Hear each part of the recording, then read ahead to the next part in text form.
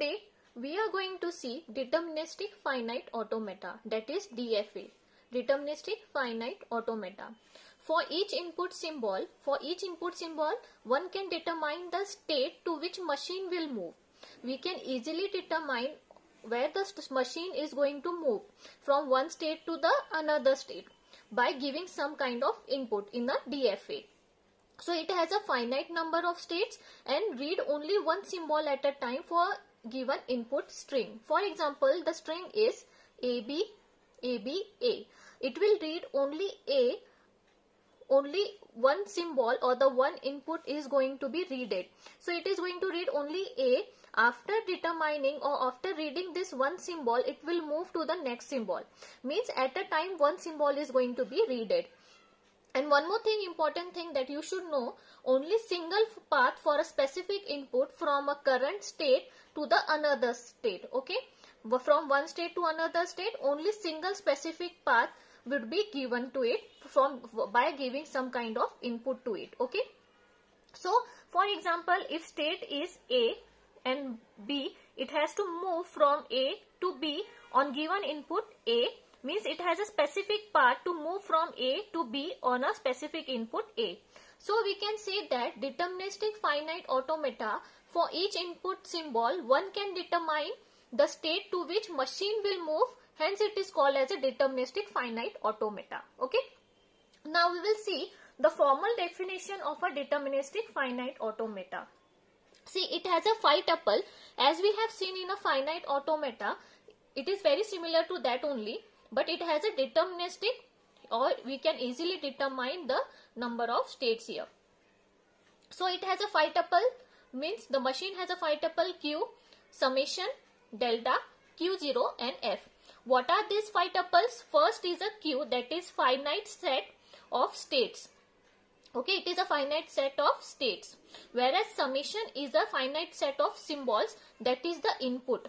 Okay, it is the input.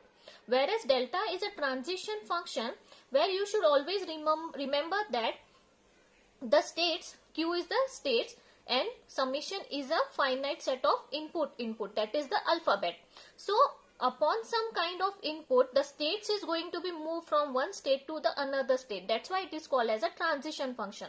Like for example, in this example, as we have seen, upon input A means the alpha, this is the A, and Q is A and B. Okay, for example, here it is A. So from A, upon input A, small a, it will move to the state B, and this is the state B.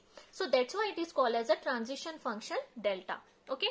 Now see what happened in the F is nothing but a final state, or you can say that it is a acceptance stage. It is a acceptance state. Means it is whenever we are reaching to the final state, that's why it is called as a acceptance state. Whereas you should remember that Q0 is the initial state and it is represented by a arrow. Whereas F is represented by a double circle. Okay. Now, see, we will see a simple example for it so that you can get more clear about what actually a deterministic finite automata is.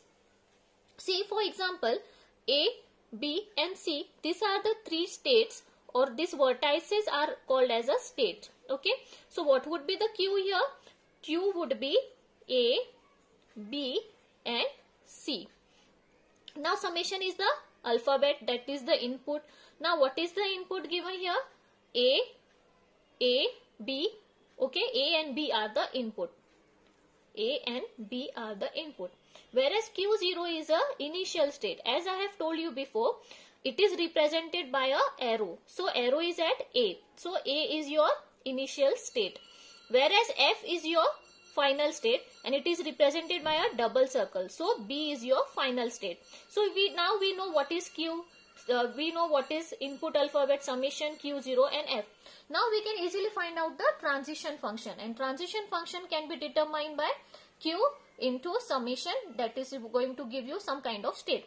Now what is the states here? A, B and C. These are the three states here, whereas input is A and B. So we can easily calculate the summation here. We can easily calculate the states from where it is going to move from one state to the another state by giving some input A and B. Now see, transition function, that is, they have given the state A, B and C and the input is AB, and it will move from one state to another state on giving some input A and B. So we'll calculate transition function. See, upon state A, by giving some input, that is the input A, from A, on giving input A, it will move to the state B. So what would be here? Now what would be the state here? It would be B. So simply what we will do, we'll write all the states here, A, B and C. On input A, the state A will move to B. Okay. Now the next function or the next input is upon the state A will move to state C by giving the input B. So we can write state A, on giving input B, it will move to C. Okay. Similarly, now we will take B. B, on giving input A, B, on giving input A, it will move to B only. So this is the symbol. Now B, on giving input B, it will move to B only. Okay. Now we'll take C. Now C, on giving input A, it moves to C only. C, on giving input A, it goes to C. Now C, on giving input B, on giving input B, it goes to C only. So using this, we can easily find out the transition function, and it is very easy to find out upon giving which input the state will move to which kind of states. Okay, these are the states and these are the states and these are the input alphabets. So easily we can find out the transition function.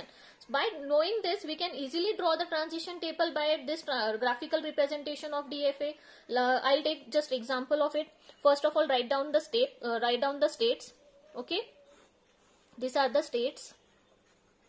Now this is your input A and this is your input B. Okay, now I'll just draw the arrow, this because it is a initial, and I will draw here star because it is a final state, or even you can draw a double circle because it is a final state. Okay, now you can see state A, on giving input A, state A, on giving input A, it moves to state B. So I'll write down B. Now state A, upon giving input B, state A, on giving input B, it moves to state C. Similarly, B, on giving input A, it moves to state B. B, on giving input B, moves to state B. Similarly, C, on giving input A, moves to C. Similarly, C, on giving input B, moves to C. So it is very easy to draw the transition table. So now we know what is the transition table, what are the transition function, but one more important thing that you should know is the acceptance. Acceptance, why acceptance is very important? See, whether that particular language or whether that particular string, for example string W, is accepted or not, we cannot find out unless we don't know what is the acceptance of language. If it reaches to final state, means we can say that it is accepted, and if it does not reaches to the final state, we can say that it is not accepted. Means whatever the string, for example string A is reaching to the state, string A is string alpha input A, or you can say that string A is reaching to the final state B, so we can say that it is accepted. So you should remember that whatever the string is given to you, that if it is reaching or if it is accepted by the final state, then and then only we can say that it is accepted, and this is nothing but the acceptance of language. So these are the basic definition or the basic thing that you should know in the DFA. Now we will see one more example so that you must get more clear about what is DFA. So we will take one example. We will construct, or we can say that we'll take a DFA. Q is equals to A, B and C. Q is your states A, B and C. Q0 is your initial state, that is given is A, whereas input alphabet is 0 and 1, whereas final state is C. Okay, these are the states given to you. Now, and also they have given the transition function, or you can say that they have given the transition table to you. This is the transition table. And now we have to construct a DFA. Now it is very simple. Now easily we can construct a DFA by using this transition table. Now how we'll draw this transition table? See, first of all you have to write all the states. What are the states available here? A, B and C. These are the three states. Okay. Q is your states, that is A, B and C. Q0, that is the initial state, and this, so I have drawn the arrow because it is an initial state. They have also mentioned that C is your final state. So I will draw a double circle because final state is represented using a double circle. Okay. Now they have already given a transition table. They have given upon input, see, A is your state.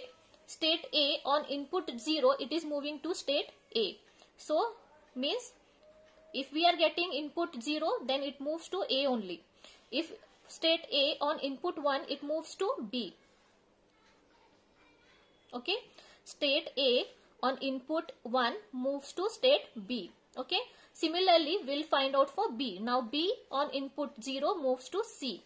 B on input 0 moves to C. B on input 1 moves to A. B on input 1 moves to A. B on input 1 moves to A. Now we'll find out for C. C on input 0 moves to B. C on input 0 moves to B, whereas C on input 1 moves to C only. So this is your DFA. It is very easy to find out the DFA if we have already given the transition table, or vice versa. If even they have given a DFA or the graphical representation, easily you can find out the transition table. In the upcoming lecture, we'll see more of the example so that you can get more clear about the DFA example.